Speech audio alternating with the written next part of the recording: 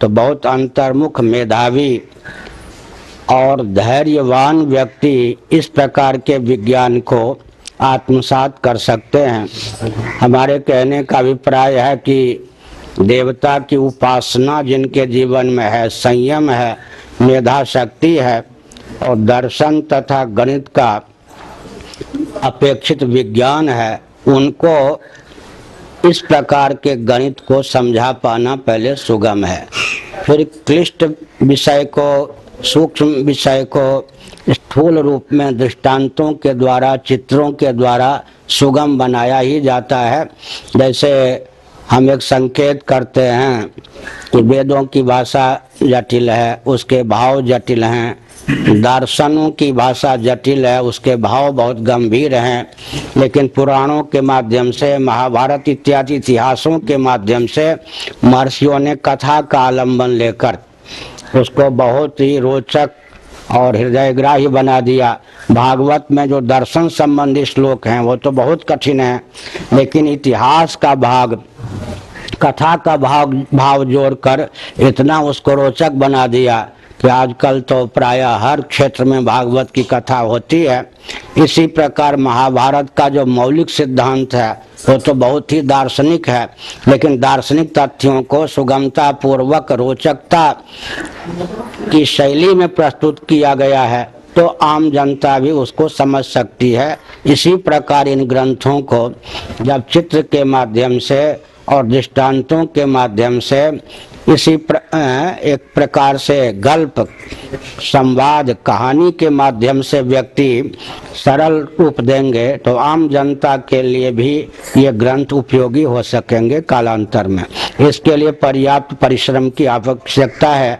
मेरा विषय केवल गणित नहीं है, मुख्य विषय मेरा दर्शन है और विश्व को दिशाहीन व्यापार तंत्र, शासन तंत्र से बचाना है। तो मैं केवल गणित को लेकर बैठ जाऊंगा तो काम नहीं बनेगा। इसीलिए मैंने संकेत किया कि मुझे मेधावी सहयोगियों की अपेक्षा है, तब यह कार्य जैसी भावना व्यक्त कर रहे हैं उसके अनुसार विद्यार्थियों तक पहुंचाने में हमें सफलता मिल सकेगी। इसलिए मैं एक और अंतरंग बात कह दूं, 8वीं 10वीं तक के गणित का ज्ञान ही पर्याप्त है। अतिरिक्त जो उसमें विशेषता है, चमत्कृति है, वो दर्शन के कारण है।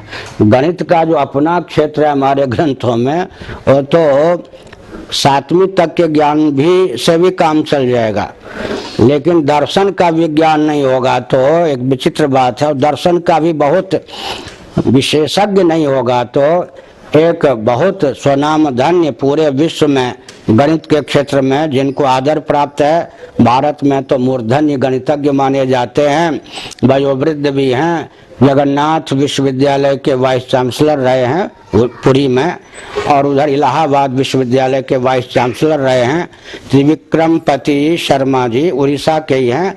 अब वो प्रयाग में ही बस गए हैं। उनको मैंने अंकपदियम सम्मति लिखने के लिए भिजवाया। उन्होंने 3 महीने तक उसका अनुशीलन किया। पूरे भारत से 8 गणितज्ञ आए, उनको भी दिखाया। उसके बाद राजीव जी ने फोन पे कहा कि विलम्ब हो गया, सम्मति दीजिए। उन्होंने कहा चमत्कार की चीज है, लेकिन मुझको 3 वर्ष तो और चाहिए अध्ययन के लिए। जब मैं पूरा समझूं तब तो सम्मति दूं, झूठ मूठ की सम्मति क्या दूं, है चमत्कार। तो हमने संकेत किया कि विश्व में जो गणितज्ञ के रूप में मूर्धन्य हैं, और आजकल के पीएचडी वाले नहीं, इधर से कोई सामग्री, इधर से सामग्री चोरी करके, सचमुच में वो मेधावी हैं, प्रज्ञा संपन्न हैं। इस वयोवृद्ध होने पर भी वो मन ही मन गणित की पहेली सुलझाते रहते हैं, विश्व को कोई ना कोई और मार्ग देना चाहते हैं। जब उनके लिए भी मेरे गणित का विषय, कुछ एक बेताल जी नाम के हैं, सरनेम है, महाराष्ट्र की परंपरा के हैं, अंग्रेजी संस्कृत गणित तीनों के विद्वान हैं, और वैदिक मैथमेटिक्स पर उन्होंने आरएसएस की प्रेरणा से 2 भाग निकाला भी है शोध के रूप में। लेकिन उनके पास मैंने अपना स्वस्तिक गणित भिजवाया था, उन्होंने कहा मेरे बस की बात नहीं इसका अनुवाद कर सकूं। तो मैंने एक संकेत किया कि संस्कृत, अंग्रेजी, बढ़िया हिंदी हो तब तो कोई दर्शन शास्त्र का प्रकांड पंडित हो तब तो अनुवाद कर सकेगा। फिर वो जो अंग्रेजी में अनुवाद होगा या जो मेरा मूल हिंदी में ग्रंथ है उसको समझने के लिए भी तो मेधा चाहिए, समय चाहिए, संयम चाहिए। लेकिन कालांतर में यह सुगम हो सकता है। कोई भी वस्तु उपलब्धि पहले महंगी पड़ती है, कालांतर में वो धीरे धीरे 1000 व्यक्तियों का मस्तिष्क लगने पर सुगम भी बन जाती है। कंप्यूटर का सिद्धांत पहले कठिन था, धीरे धीरे उसमें विकास भी होता जा रहा है। तो ये प्रारंभिक चरण है, लेकिन अनुसंधान करने वाले इसको रोचक भी बना सकते हैं।